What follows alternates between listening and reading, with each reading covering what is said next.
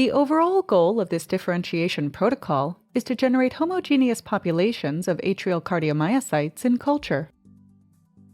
So this method can help answer key questions in the study of cardiac development and cardiac diseases such as atrial arrhythmias. The main advantages of this technique are that it produces homogeneous cultures of atrial cardiomyocytes in vitro and that it can be done with minimal training.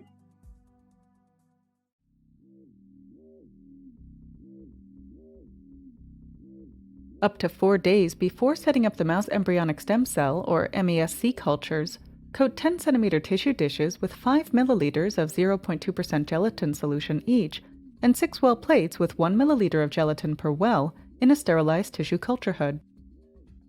On the day of the culture, remove the extra gelatin solution and add 10 milliliters of medium to one of the gelatin-coated 10 cm dishes. Then, use cryotongs to gently swirl a vial of 1 × 10⁶ MESCs in a 37 degrees Celsius water bath until only a small ice crystal remains in the center of the vial.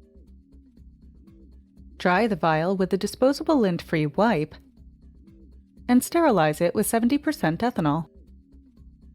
Then place the vial in the tissue culture hood and use a P1000 pipette to add the ESCs to the dish.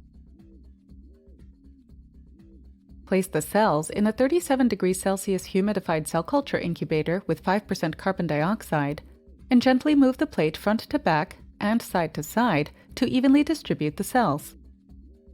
At the end of the incubation, use a bright field microscope to confirm the cell attachment. Some debris and dead cells will be observed.